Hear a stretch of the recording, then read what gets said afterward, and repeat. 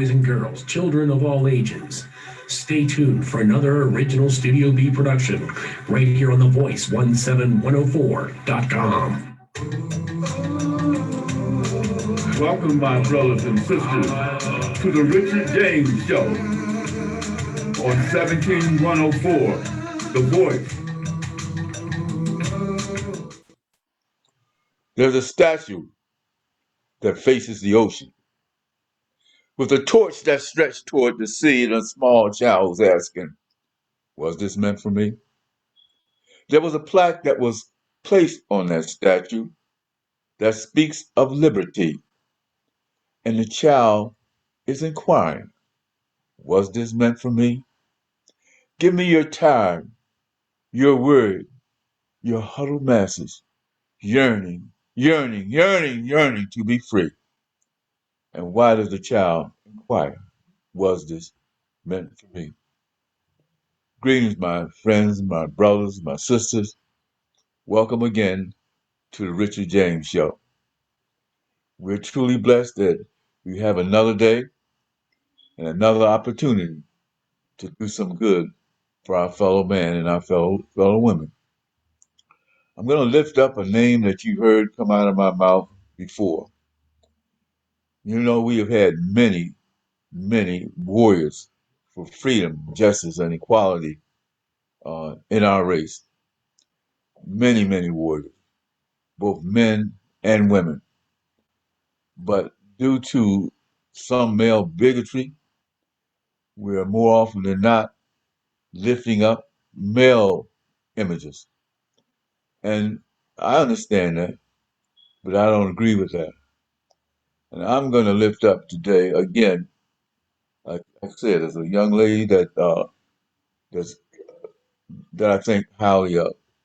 And I say young, uh, it may not be chronologically young in every other way. Her name is Gloria Richardson.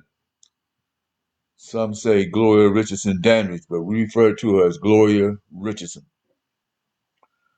Gloria Richardson, brothers and sisters, friends, for my money, is one of the greatest and one of the most influential leaders that we've had in the African American community. It's my understanding that Gloria Richardson passed last year. She was in her upper 90s. I'm not sure exactly, 96, 97, 90. She was up in the 90s, so she lived a very long and prosperous, creative, and productive life. And during the period that time she lived, she spent that time helping others, doing for others, setting the mark, leading us in the path of righteousness. Gloria Richardson, one of the greatest, greatest leaders of our time.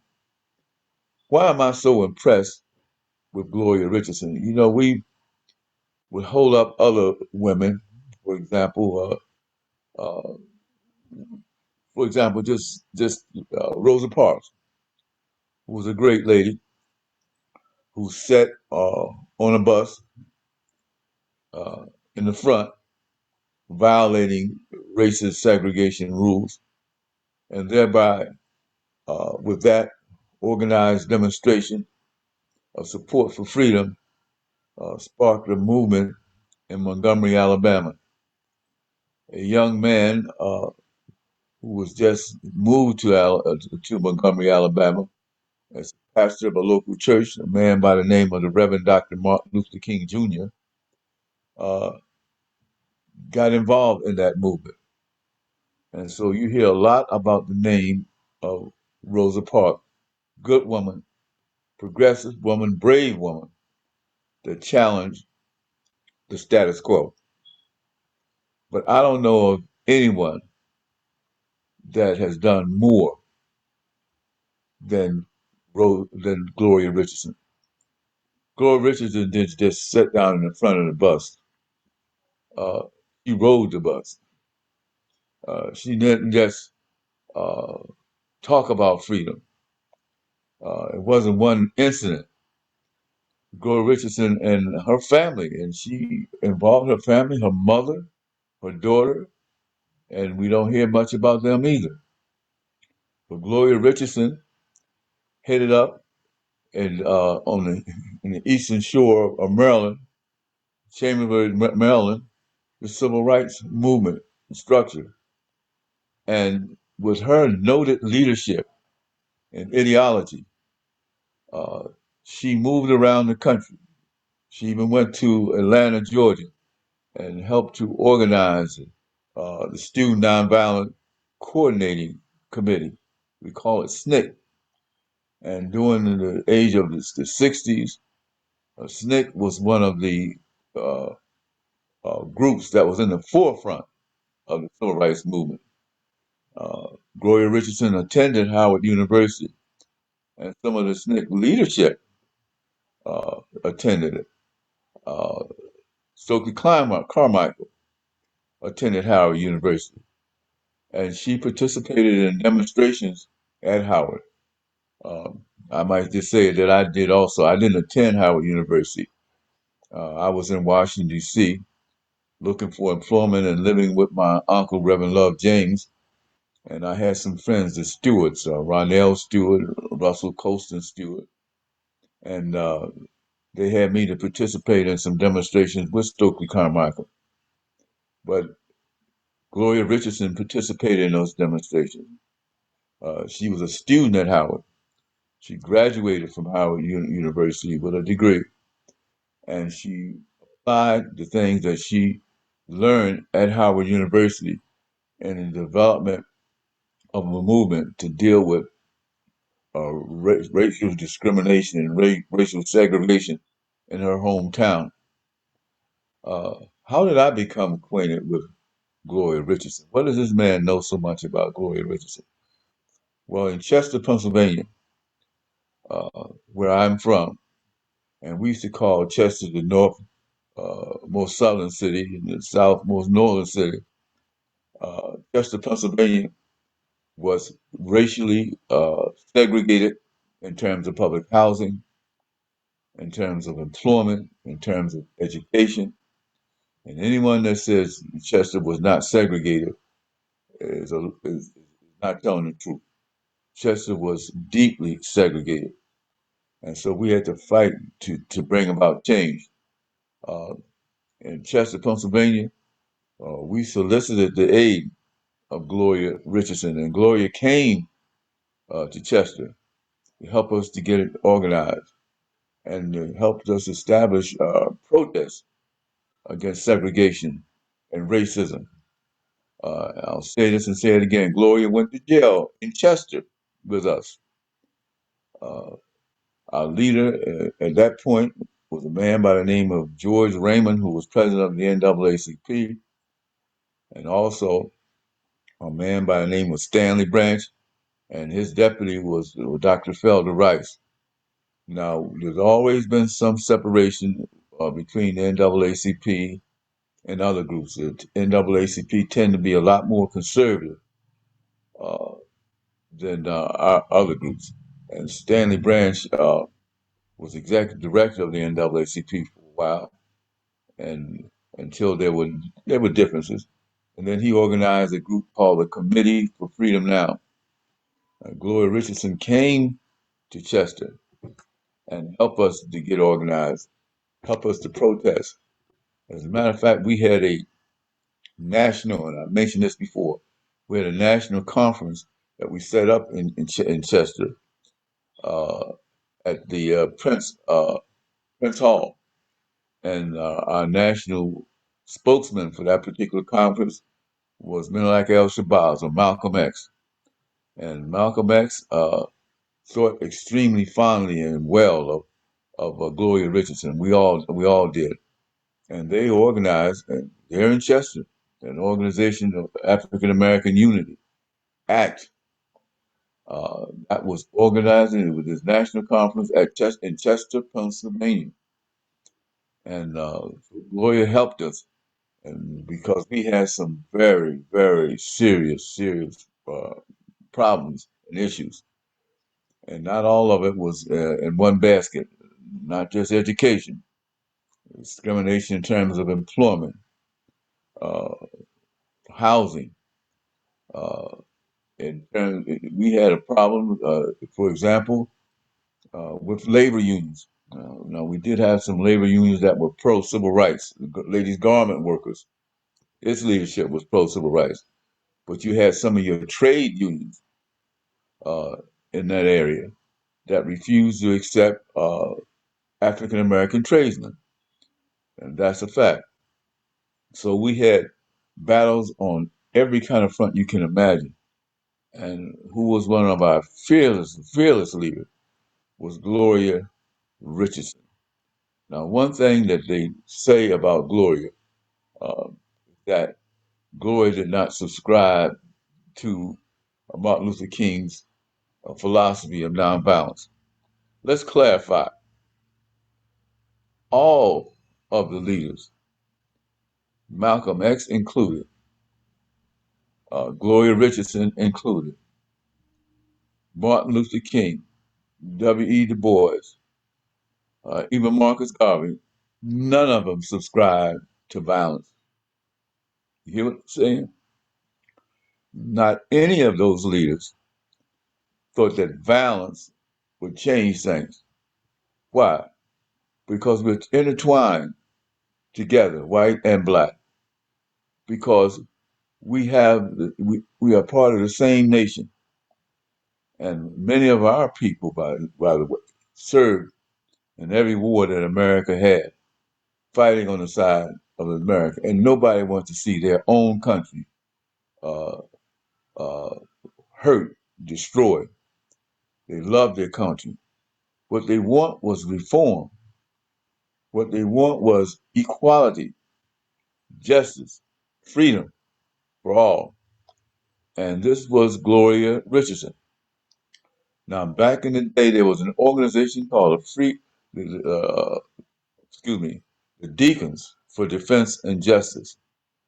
And basically, what the Deacons for Defense and Justice, and also people in Chester and in Chambersburg, uh, they said that they are nonviolent, but they preserve the right to self-defense. In other words, if you attack uh, us, we will defend ourselves. Now, that's a little different from Martin Luther King. They did not defend. They said if a man hits you on your left cheek, turn to him your right cheek. But we had to make sure that when right wing individuals or left wing or whatever it is came in and attacked our community, that we're prepared to defend our community. And the law provides that. Uh, the law says that you have the right to defend yourself. And so that's all that Gloria Richardson was saying. You have a right to defend yourself. And to me, that's what I call common sense. And sometimes you may have to make some changes to make sure that violence does not take place. I have always been against the use of violence and trying to get justice and equality, and so as the other leadership in the civil rights movement. Notwithstanding, and sometimes we were attacked. I know I had several attempts on my life during the struggle, and I was very, very blessed uh, that it didn't work, and that I'm still here and still able to talk. But I watched Medgar Evers be assassinated. And the person that assassinated him was not nonviolent. They killed Medgar Evers. He was a tri-state area secretary for the NAACP in Mississippi. Killed. I saw Payne and Jacob Barrett, two young men out of Washington, D.C., whose car was blown up. They were assassinated, killed, destroyed. Uh, and other leaders were assassinated and killed during the Martin Luther King. Three college students, two were white, two were Jewish, and one was black. They were killed. And so people would uphold the right of these Klansmen and these militants to kill us. but do not hold up the right for us to protect ourselves, not to go forward. Nothing violent about trying to register people to vote. Uh, Not at all. There's nothing violent about sitting in at a lunch counter and trying to be served. The whole movement was anti-violent, and we had a march on Washington during that particular period of time, in which thousands, and the estimate is about 250,000 people marched non-violently in the streets of D.C. And there were uh, police, there were National Guardsmen there to make sure nothing happened, and nothing did happen. Very, very peaceful thing. So we all that, and we had one issue in regards to the March on Washington, is that there should have been more women on the program. We have got to love and respect our women, and we got to take advantage of the talent and skills that they have. I'll tell you this, I had to jump out in front of the movement in Chester for a while when others were locked up, and could not have, shall we say, accomplished anything without the support of women. And why lose all that talent and skills? Why turn your back on the talent and skills of individuals who can move you forward? Now, I have a video that we're going to use with some dialogue with Gloria Richardson, because you really need to take a look at Gloria. She is a legend. I understand there's a book being written about her and some of her accomplishments, and we should have a library of books about her accomplishments. So let's take a look at that video, and then I'll come back with closing remarks. This is a video of Gloria Richardson involved in the struggle. And where I wasn't supposed to go in the stores. But that became almost like, well, that's what your life is like. Until we got to the 60s. So tell me about that. Like, let's go back to 1961 when the Freedom Riders Yes, when they free. Yeah. Well, they had been, my father had died. I was running the drugstore. And there was all this stuff going on Route 40. I was working from, I guess, 9 o'clock in the morning to 12 o'clock at night because we had ice cream bars beside the pharmacy part and patent medicines and things. So I just vaguely knew about, and did not think they would ever come to Cambridge. But my uncle was a bail bondsman and his son. And when they went through the Route 40 stuff, and the Civic Interest Group, which was also a SNCC project, when they went through there, the governor was going home, and they were after him, and his home was further down on the Eastern Shore from Annapolis, and so the people got on the buses and then contacted my uncle to as they went down, they went into Salisbury. Salisbury opened up its doors. As they went down, in each of the larger cities on the Eastern Shore caved. So when they got to Chrisfield and arrested them, my uncle bailed them out. And on the way back, for them to go back to Baltimore, my cousin said to them, well, if you all really want to attack something, you need to come to Cambridge, Maryland. Oh, so that's how And so that's how they got there.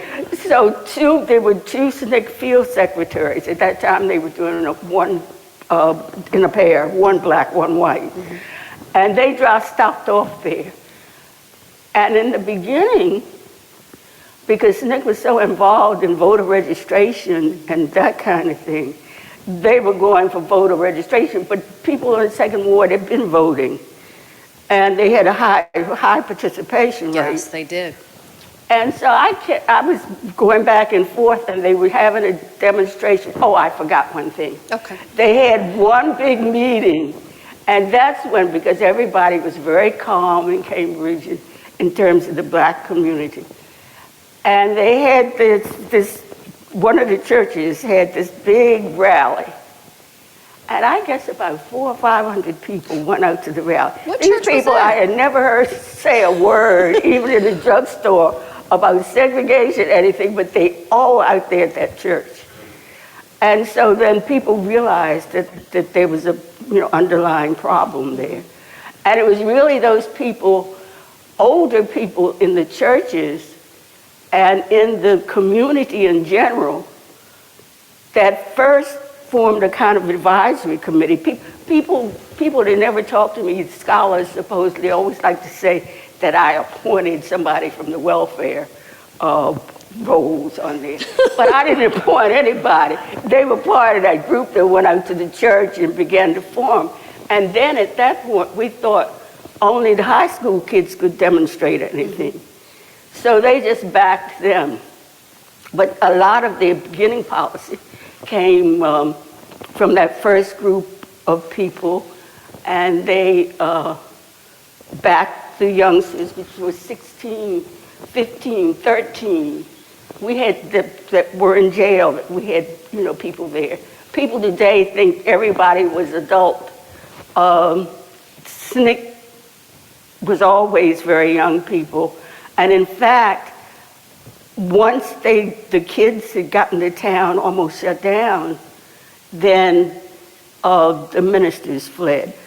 Oh. They went over and they were going downtown making deals. So then the kids got very depressed, and their parents got together and raised money and sent me and my cousin down to Atlanta office to see if we could have, because we were adults, if we could, take over. And they said yes. So we were the first adult group that SNCC had. And we came back and began to move forward. But the children had dropped out. And so after about 3 or 4 months, but maybe mid-62, they started coming back because they were very disappointed. They'd gone out, they'd gone to jail, had done everything, and here were people making deals based on their being quiet, and we'll discuss it, that kind of thing. Right. So we went down and came back because we also needed some technical assistance. But after that, I don't know why I thought that we weren't really that concerned about going into the soda fountains and places. So we did a survey. I made a survey, and the young grammar school kids took that around on weekends. And we asked people, what about their housing? Did they have plumbing? Did they have this and that?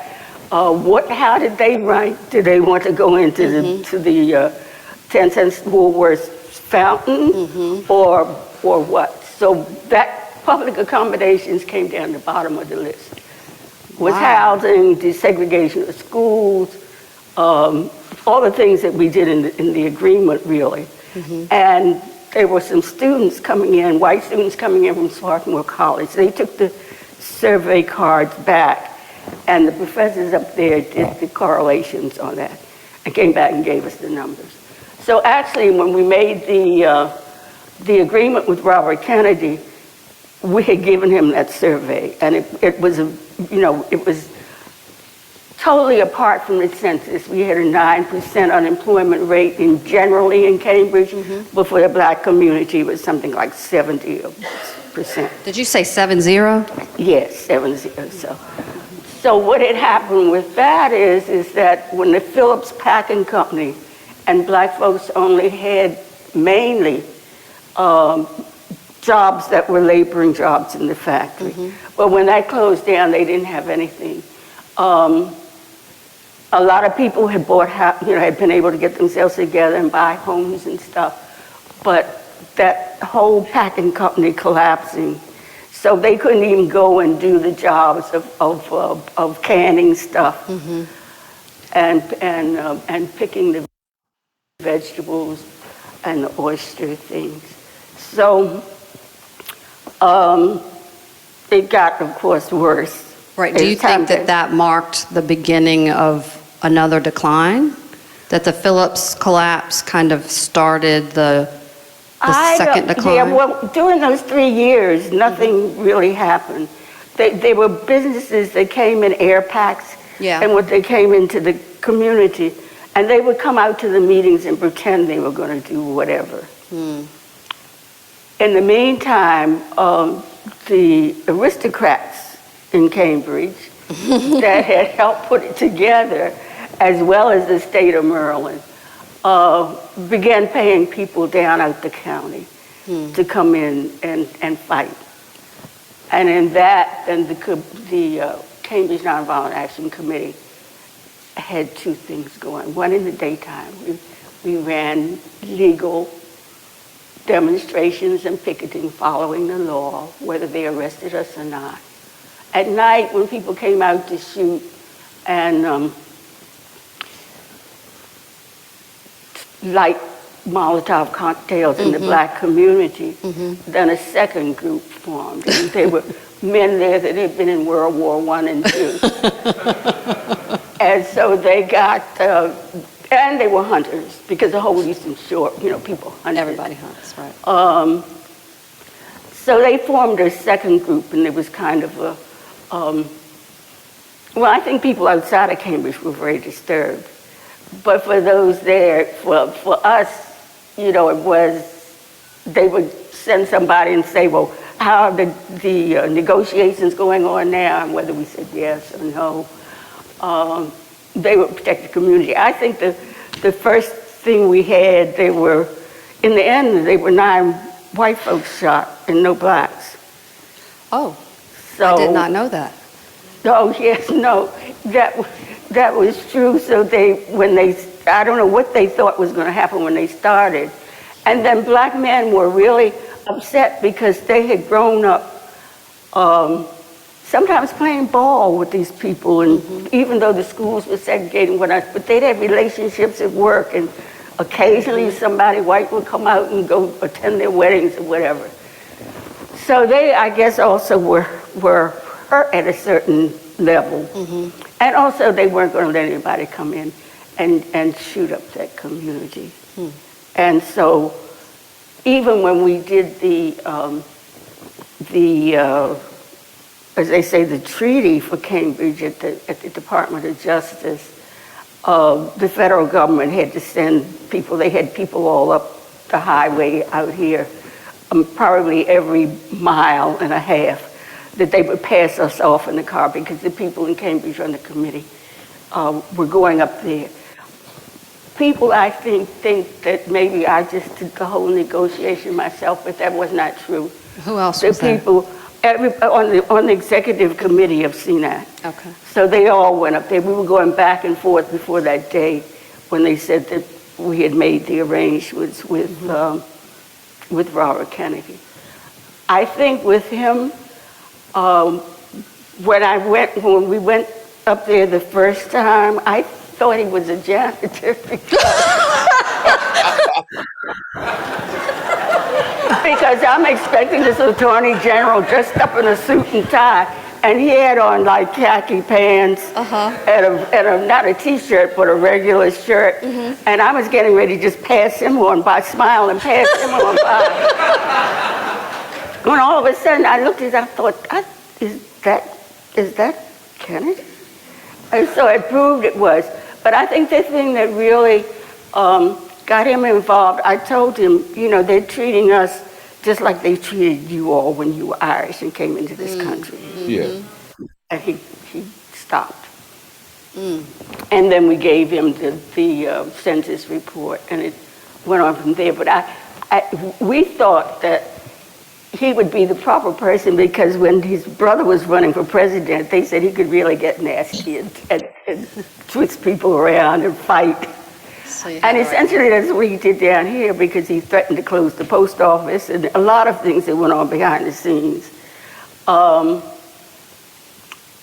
But also, it was those people on the committee at CNAC that we went up maybe for 2 or 3 weeks before that final day that participated in getting that agreement.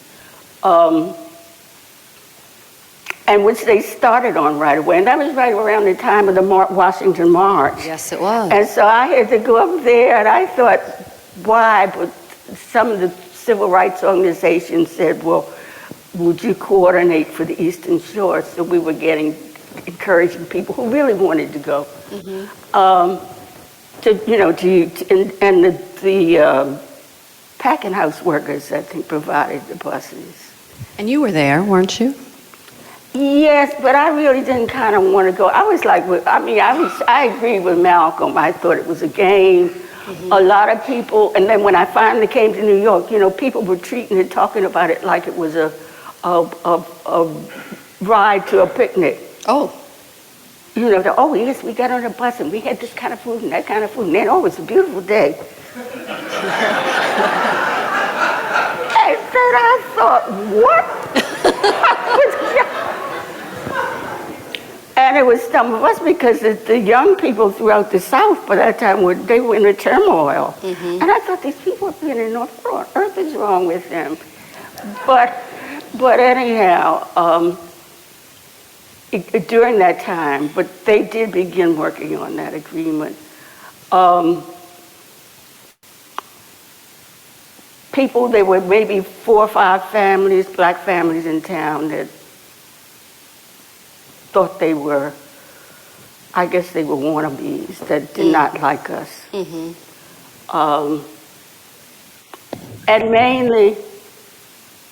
mainly were counterproductive. In the end, because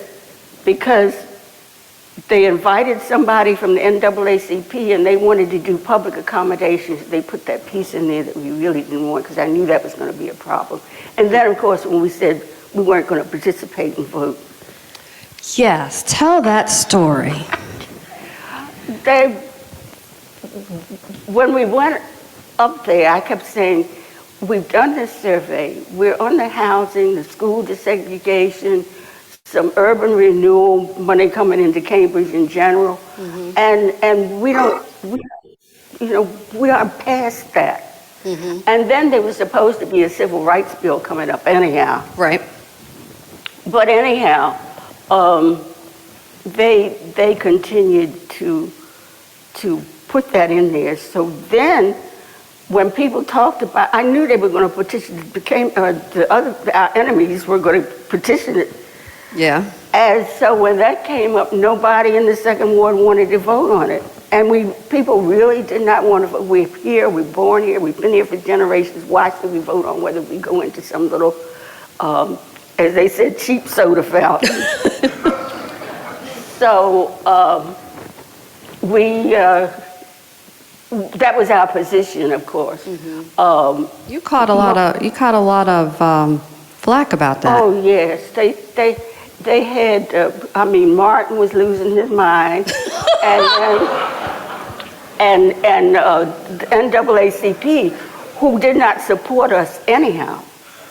Right, that's important. Yeah, no, and so these people were jumping up and down, and then SNCC had a fundraiser in New York with Frank Sinatra and people, but I got tricked into going up there, and when I got in the balcony, there was Senator Brewster and his folks on one side, Martin and a man from Texas that was Lyndon Johnson's top guy, that guy, and it's sitting in the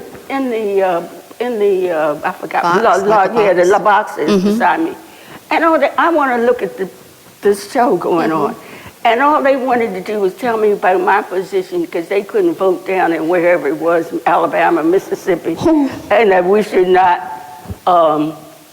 and I should not take that position, and I should get up and do it. So I didn't finish seeing the program because I got mad and just got up and let some people here. This has to be a game.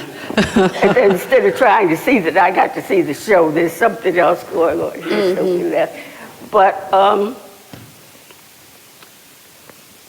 I think, I don't think we should have been voting on whether we could go into a store or whatever.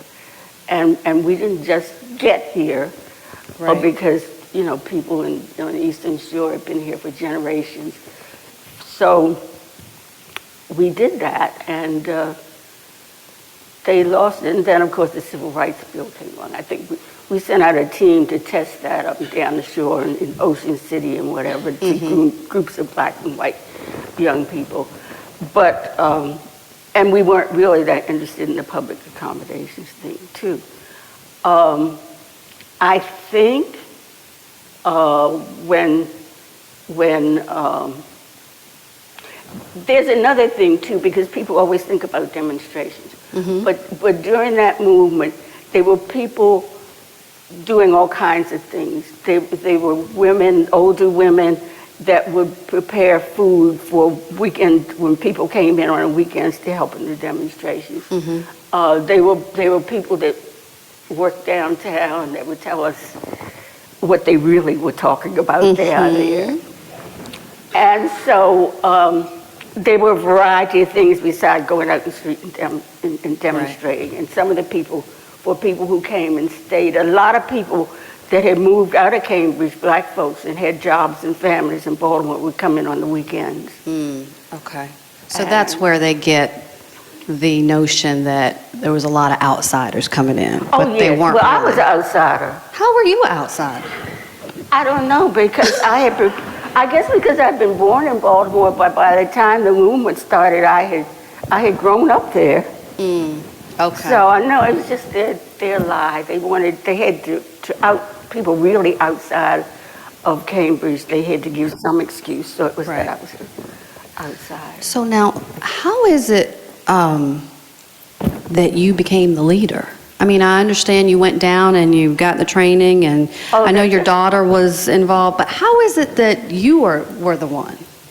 Oh, I don't know, but what happened was they came to my house when I was paying. They were at my uncle's house, but they came to my house to say they were having a Saturday demonstration, and they were looking for local people who could tell them about the streets and where they were going and whatever. So my daughter Donna people used to come to the house. Kids used to come to the house on Saturdays and bake cookies and stuff. So there were 4 or 5 people back there, and so I called her, and they said, yeah, we'll do it. And then they got involved, and that group of people and some more kids at a high school and grammar school then that started the local movement. I got into it because my cousin first was co-chairman with a lady named Inez Grubb there. Yes. But because he was doing the bail bond stuff, he thought that was a conflict. Okay. So he resigned. Inez and her sister Patty, I think it is, they kind of disappeared. And they had, from nervous stuff. Okay. And so they kind of quieted down. Also for that family, I've told this before, but anyhow, they had a cousin and nephew that was in the Army and had done well in the Army. I remember there was a riot when I was at Howard in Baltimore at a baseball game, I think it was, Satchel Paige, and a riot. But he was the one that led the Army in on motorcycles and stuff to calm that riot down. But they found out during the movement that he was from Cambridge, and somehow that he had been mentored by my uncle, and so they kind of took him off for a while. And questioned him and tried to find out what this was, like in seclusion. So there were a lot of things going on at that time. But you stepped up. You stepped up in a big way. I think that was accident, really, because I think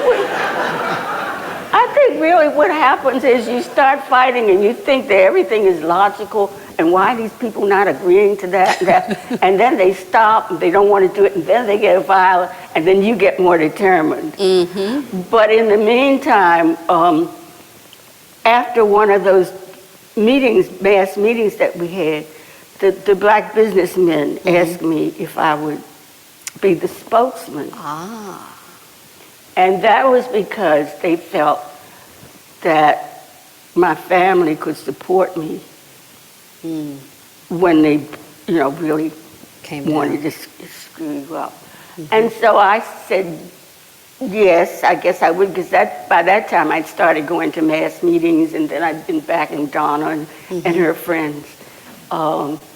And so when the parents and the businessmen in the community, I really think that during the Rap Brown, they say riots, plural. Yeah, but please clear that up. Please clear that up. But the incident with Rap Brown, I think they let that place burn down because they realized that the businessmen in Cambridge, the black businessmen, were also supporting the boycott and the things like that, although not publicly. And so I think they were glad to see the stores and restaurants and motels and stuff that black people had built up be burnt down. And then General Gelston, when he went before the Kerner Commission, said that it was a police riot. It had nothing to do with Rap Brown. So about 2 or 3 weeks ago, I saw, because what happened was that Hansel Green owed the syndicate in Baltimore money. And then when they came down on him, that's how his hotel started burning. Oh. Not the people black folks in Cambridge had burnt the school. But that second burning of the school happened because he caught from his thing. And he committed suicide. He said he sent his son to me to tell me to apologize and say that it had nothing to do with the movement and Rap Brown. Well, thank you for telling us that.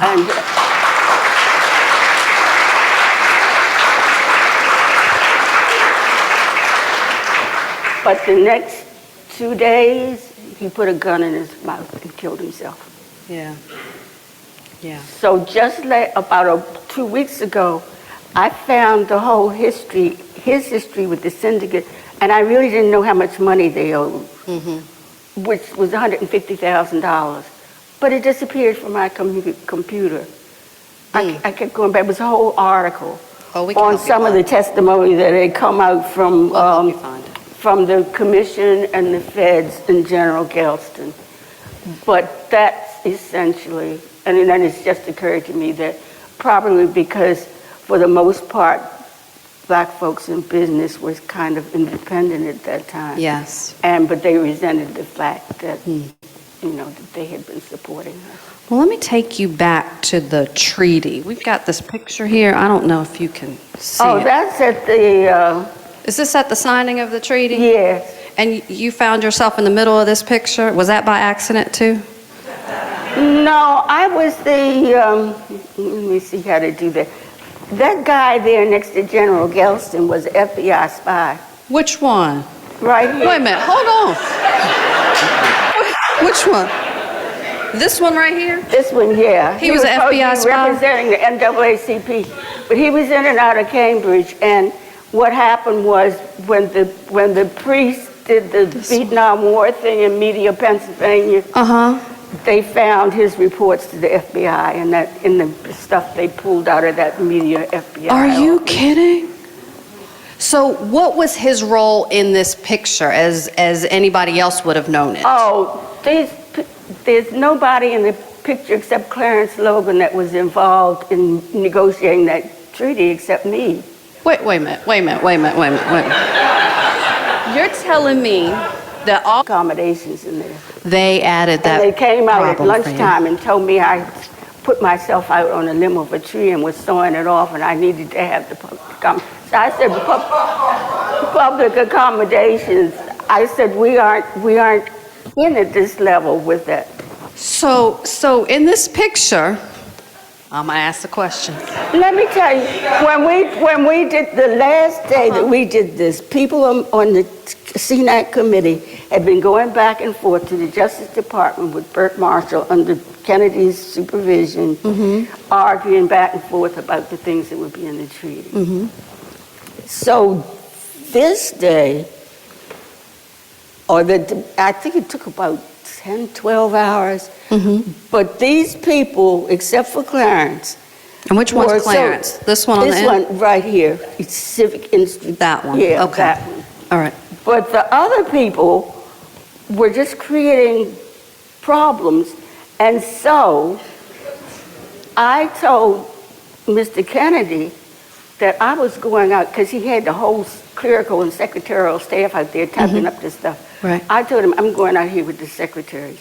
When you all get through doing what you think is going to be the agreement, then I will look at it and check off what I don't want in. All right.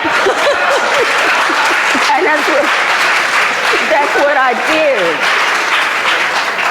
And so that's what I did. I went out and sat with the secretaries. And when they came out, I took it and crossed out stuff. And highlighted the things that the committee and the people in Cambridge really wanted it and had been out there endangering their lives Right. for. Right. And that's what Kennedy and Burke Marshall and accepted. So now, in this picture, we've got I think they really asked these two there because they were in the NAACP.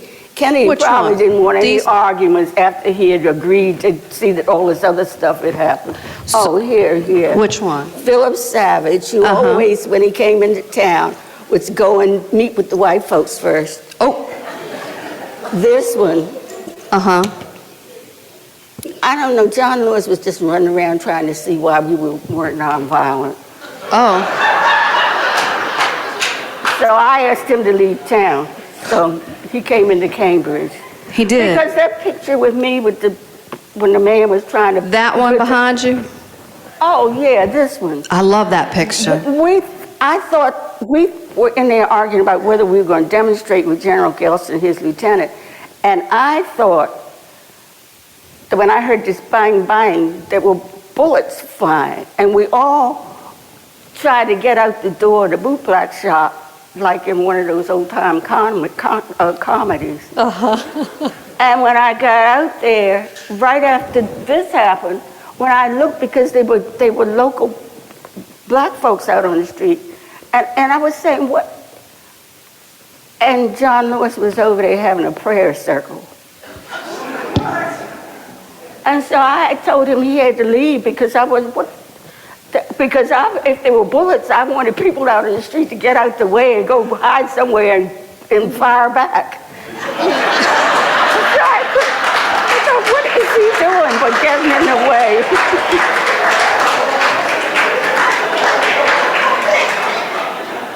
And so, but fortunately, it was gas. Oh, and then there's strong stories about that because the guy that they came was drunk, and he was acting up, and that's why the guard started firing tear gas. He was an alcoholic. He'd been to school, he'd been to college, the top of his class, come back to Cambridge, no jobs, no nothing. But he was coming from work. Oh. And one of the guards called him a nigger. And I guess I'm supposed to say N-word. But Well, you can say whatever you want to say.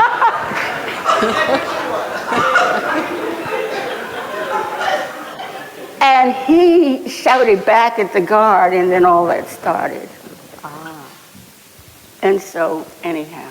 Well, I think Gelston was very fair with us. I mean, he would lock you up and do whatever the law said to do. But I think he went over the black folks in Cambridge because back there then, when he died, most people thought the government had killed him because he had the head of the National Guard? Yeah, the head of the National Guard because he had not done what the government wanted. But his first week there, they had beat, the sheriff had beat somebody that had been arrested that was black and what he did was he pulled out all the sheriffs, pulled out all the police, and put his guard in there. Oh. And I think without any discussion going on about it, the people thought, I see. So and he said he was not going to have any more people being beat in the jail as long as he was there. Well, that story has not been told either. No, we're here where we are today. So let me, because we've gotten a couple of people who have asked us this question, and I've decided I'm going to be brave enough to ask you. In a few of the pictures that people, when they think of you, they see you, you are always kind of cutting your eye at somebody. I just saw that. They talked about it. And in I this saw that on the picture, computer. Yes. Oh, here's the woman with the side glance on the top. so in this picture, you seem to be cutting your eye at somebody. Do you remember what had happened? What had been said in this picture? I don't know. Somebody must have been saying something that I was looking at. It wasn't him, because at this point... It wasn't him, Kennedy? No, it wasn't John Kennedy. Right. Robert. So it must have been somebody from there. Or I don't know, because I look at pictures of me. There's another book out on at the Eastern Shore of Maryland, but Cambridge is one of the places there. And it has me on the cover. Mm-hmm. And I was a little girl like this. But it seems like I was frowning or something. So I thought I had, when I retired from work, the people that they had given me the party said, "Why are you always frowning?" But I didn't realize I was frowning, but I know it looked like I was about 4 or 5 years old, and I was just glaring in the camera. But I don't know. Well, I tell you, yes, people call you the queen of the side eye. Because, yes, I just said, yes, I just figured, what? Because you are always looking like you are daring somebody to come at you. That may have been true. I spent about 4 years.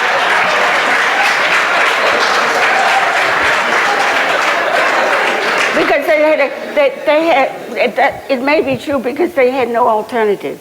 They either did what we, through me as spokesman, was saying, or they had all those people out there at night shooting.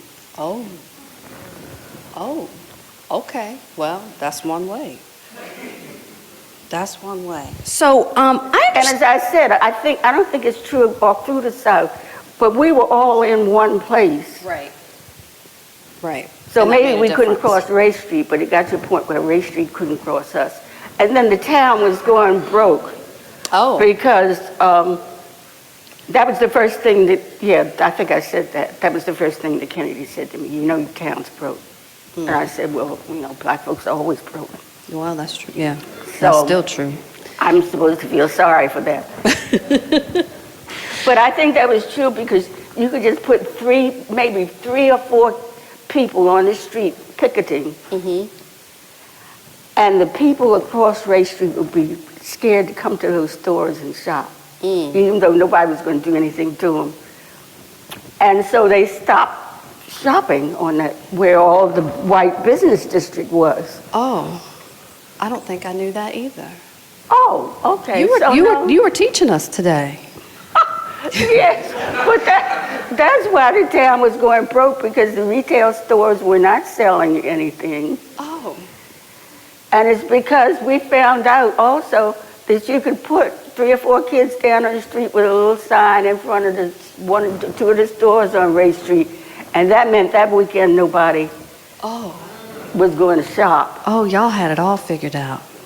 And then we also had, and I think that's probably also why they let that place burn down, is that the black businessmen hired and paid for buses and for the gasoline and the drivers to take people out to Salisbury and Eastern Maryland to shop during our boycott. We didn't know that either. So let me ask you, we're almost at an hour. Do you feel like giving me a couple more stories? I have a couple more things I want to ask you. Oh, yes. Okay. So I want to ask if you are willing to share your March on Washington story. Oh. You can say no. You can say no. We can move on. No, I'll do that. I think, well, let's be clear first about the March on Washington. Yes. Martin and Snick both had to fight like hell to get even included in the March on Washington. That's why Martin Luther King was the last person speaking on that stage. Oh, well, that's That was something supposed to obviously be we just did the not big know. three, the Urban League, the NAACP, and CORE. Core, okay. And so it wasn't up until, I guess, the last 2 weeks before the march that they knew they were going to be on the program.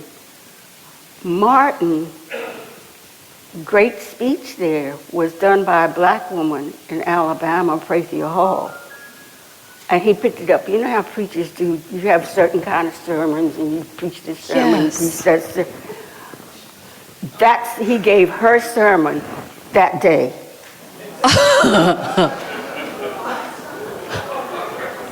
Y'all ain't know that, did you? Then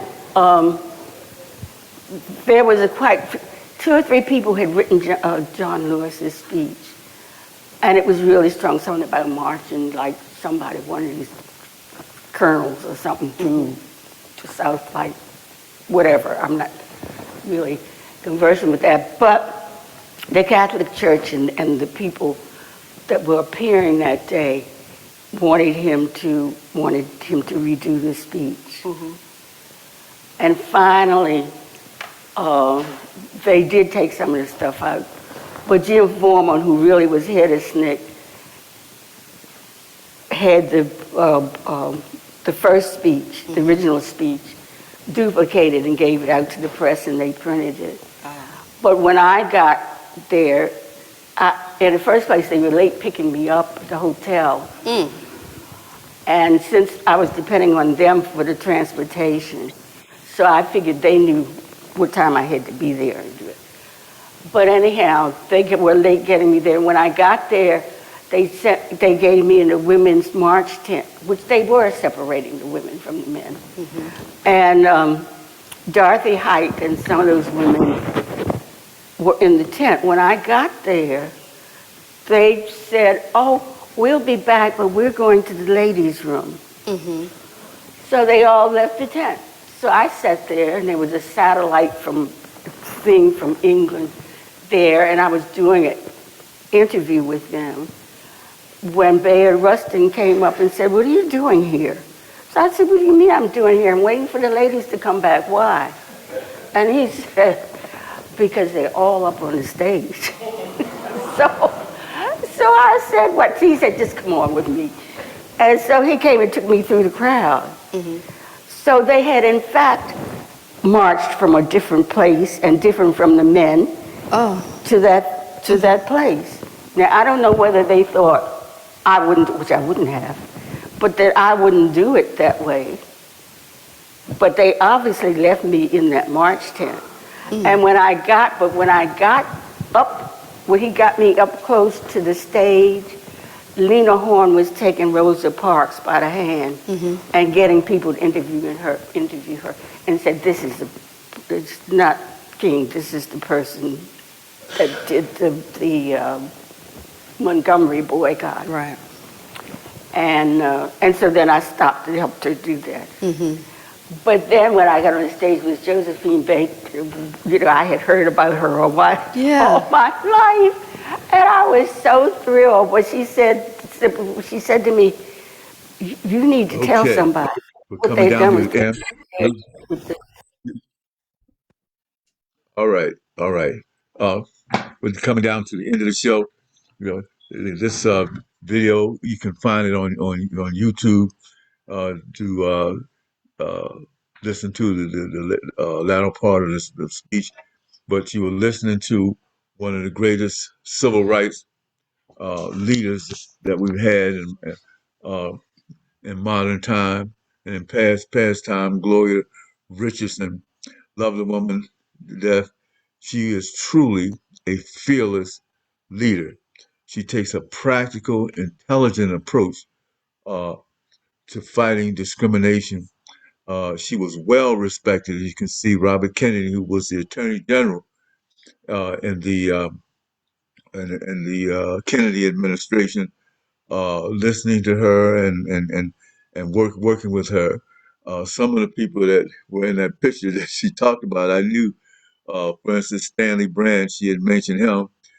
Stanley did get into some problems with people in Chester in terms of his whole approach uh, to the civil rights struggle. I won't get into that. I don't want to belittle Stanley, but there were issues involved there. But the true thing is that Gloria brought a lot of expertise and leadership ability.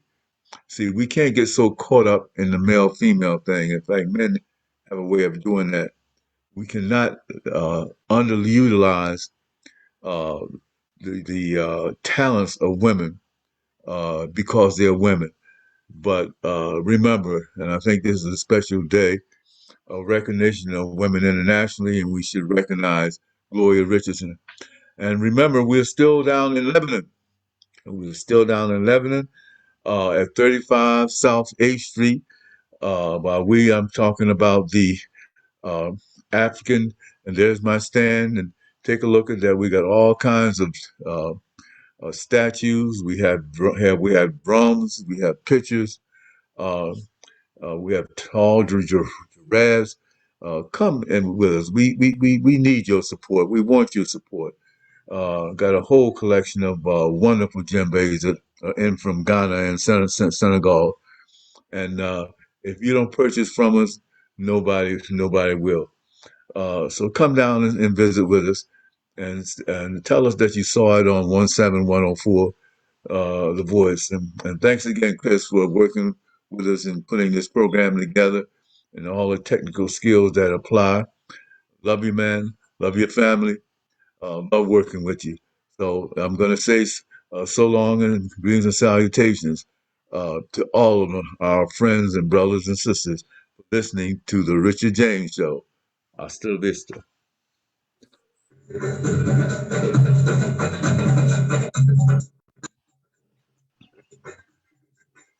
Thank you again for tuning in to the Richard James Show.